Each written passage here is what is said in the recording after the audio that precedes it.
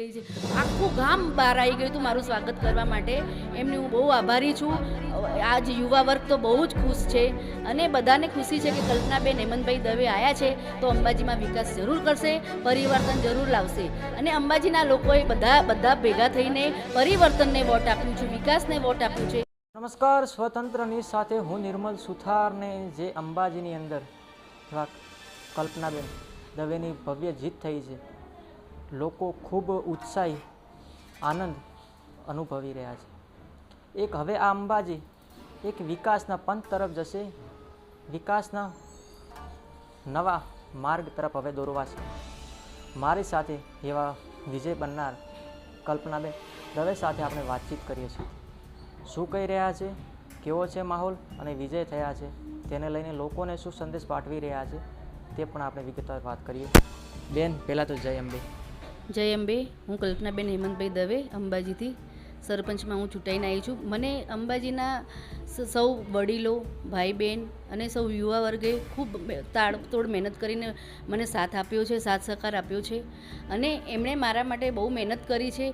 આ ગામના અમારા અંબાજી ગામના સૌ લોકો પરિવર્તન કરવા માંગે છે અને એમણે પરિવર્તન અને વિકાસને આગળ લાવીને વોટ આપીને વિજય બનાય છે. હું સૌ અંબાજીવાસીઓનો ખૂબ દિલથી આભાર માનું છું અને ખૂબ ધન્યવાદ કરું છું તેમને. બેન, આપનો વિજય થયો ત્યારે અમે જ્યારે ગ્રાઉન્ડ ઉપર હતા, અમને જે આવો માહોલ જોવા મળ્યો છે, આ સુધી અમે જોયો નથી આ માહોલને લઈને. તો જ્યારે દાંતાથી લગભગ આપણે 5 થી 6 કિલોમીટરનો જે અંબાજીથી દાંતા હાઈવે પર જે 5 થી 6 કિલોમીટરનો જે કાફલો હતો, લગભગ આવો તો ધારાસભ્યને પણ એવો કાફલો ના હોય એટલો પોલીસનો બંદોબસ્ત હતો, એટલા લોકો ગ્રામજનો સાથે જોડાયા હતા અને લગભગ અહીંયા તો લાઈનો લાગી હતી ગ્રાઉન્ડ પર. તમારી લાગણીથી એક આતુરતાપૂર્વક રાહ જોઈને આ ગ્રામજનો ઊભા હતા એક તમારા ભવ્ય સ્વાગતને લઈને. આ યુવા વર્ગ એટલો ઉત્સાહમાં હતો.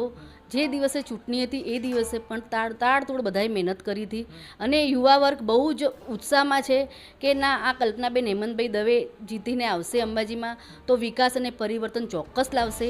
અને એ ઉત્સાહના કારણે આખું ગામ, અંબાજી ગામ અમારું અંબાજી ગામ, સર્વ લોકો અમારી સાથે રહ્યા. બધા સમાજના લોકોએ અમને સાથ સહકાર બહુ સરસ આપ્યો. હું એમનું ખૂબ આભારી છું. એ લોકો અમારા કરતાં વધારે ઉત્સાહી હતા અને આખું અંબાજી ગામ ઉમટી દાતા સુધીને આવી ગયું હતું ને દાતાથી અહીંયા સુધીને ભવ્ય સ્વાગતમાં ઊભું રહ્યું હતું. એ અંબાજી ગામના લોકોને એટલો ઉત્સાહ ને પ્રેમ અને વિશ્વાસ છે. એ વિશ્વાસને હું એમનો વિશ્વાસ પાર પાડીશ અને હું બધું કામ કરીશ, વિકાસનું કામ કરીશ. એમને મેં વચન આપેલું છે એ હું સર્વ કાર્ય પૂરું કરીશ. ગટરની જે ગટર છે, ગટરની રોડ રસ્તા છે, સ્ટ્રીટ લાઇટ છે, પાણીની વ્યવસ્થા નથી, એ બધું મેં વચન આપેલું છે એ હું સર્વ કામ કરી આપીશ. એવી મારું વચન છે એ હું પૂરું કરીશ. અને એના સિવાય પણ હું બીજો વિકાસ ગામમાં કરવા માંગુ છું. અમારું અંબાજી ગામ સ્વચ્છ અને સુંદર બનાવવા માંગુ છું. એ સર્વપૂર્ણ હું કરીશ. એ મારું વચન છે. બેન, અત્યારે અમે ગ્રાઉન્ડ ઉપર ફર્યા છીએ ત્યારે અમને જોવા મળ્યા છે રોડ રસ્તાઓ નથી બરાબર, પાણીની વ્યવસ્થા નથી, પછી ગટરોની વ્યવસ્થા નથી. તો તમે આ કામને લઈને પહેલાં લોકોના હિતને અમે તો પહેલાં લોકોને પાણીની વ્યવસ્થા પહેલાં અમારી બાંયધારી એ હશે કે પાણીની વ્યવસ્થા, કેમ કે ગૃહિણીઓ પાણીથી બહુ પરેશાન છે. આખું અંબાજીમાં મેં ગઈ છું, આખું અંબાજી 18 વોર્ડમાં હું ફરી આવી છું. ત્યાં બધે પાણીનો કકળાટ વધારે છે અને પાણી વગર તો જીવન છે જ નહીં. પહેલું તો પાણી આપણાને ગૃહિણીને પાણી જોઈએ એટલે એ પહેલાં તો હું પાણીની વ્યવસ્થા કરીશ. પછી રોડ રસ્તા છે, ગટરો, આજ બાળકો ગટરો ખુલ્લી છે એના કારણે મચ્છરોનો બહુ મચ્છરો થઈ ગયા, બાળકો બીમાર પડે છે. એટલા માટે પહેલાં ગટરોનું હું કામ કરીશ, પાણીનું કામ કરીશ. એ પછી હું અંડરગ્રાઉન્ડ ગટરો માટેની કોશિશ કરીશ, બરાબર. અને પછી મારે સ્ટ્રીટ લાઇટો લાવીશ, રોડ રસ્તાનું કાર્ય કરીશ અને બાળકોના વિકાસ માટે મારે બહુ બધું વિચાર કર્યો છે. એ હું મારા બધા અંબાજી ગામના સાથ સહકારથી હું બધું કામ પાર પાડીશ. અને મારે જે અંબાજી ગામના લોકોએ મારા પર જે વિશ્વાસ કર્યો છે કલ્પનાબેન હેમંતભાઈ દવે પર, એ હું એમને કામ પૂરી કરીને બતાવીશ. અત્યારે બેન, લોકો ફુલહારની રીતે અત્યારે જે લાગણી એમના પ્રત્યે કે આજે કલ્પનાબેન વિજય થયા છે ને અમારું ગામ હવે એક વિકાસશીલ તરફ દોરવાશે, અત્યારે લોકો આપણને ફુલહાર લઈને સ્વાગત કરવા ઘર તરફ અત્યારે આવીએ છીએ. લગાતાર એક જાય છે ને બીજા આવે છે, બીજા આવે છે ને ત્રીજા જાય છે. એવી રીતે જે અત્યારનો માહોલ છે તેને લઈને અત્યારે કેવો અત્યારે તમને ખુશી અનુભવી થઈ? મને બહુ મેં બહુ ખુશી વ્યક્ત કરી છે કે મને આટલું અંદાજ પણ નહોતો કે આટલું બધું મારું ભવ્ય સ્વાગત થશે. મેં આજે આટલા બધા પબ્લિક જે બહુ આનંદિત થઈને મારી પાસે આવી હતી એ જોઈને મારા ખુશીના આંસુ મારા આંખમાંથી આવી ગયા કે આજે અમારા ઘર કરતાં પણ બધી પબ્લિક વધારે ખુશી થઈ ગઈ છે. આખું ગામ બહાર આવી ગયું હતું મારું સ્વાગત કરવા માટે. એમની હું બહુ આભારી છું.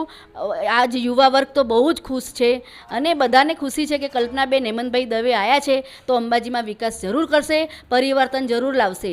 અને અંબાજીના લોકોએ બધા ભેગા થઈને પરિવર્તનને વોટ આપ્યું છે, વિકાસને વોટ આપ્યું છે. હું ચોક્કસ એ પૂરું કરીશ એ બાંયધરી આપું છું. અમે જ્યારે લોકો પાસે એવું સાંભળ્યું છે કે હેમંતભાઈ હતા એ લોકોના હિતરે નહીં રહે, સેવાકીય પ્રવૃત્તિઓમાં વધારે સાથ સહયોગને તેમને આપ્યો છે.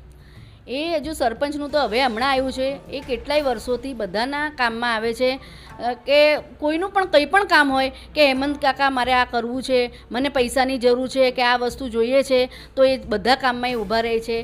એક ક્રિકેટ ટુર્નામેન્ટ પણ એમણે ઊભી કરી છે, તેમાં પણ યુવા વર્ગમાં બહુ ખાસ જોડાયેલો છે અને ગરીબ વર્ગને એ ખૂબ મદદ કરે છે.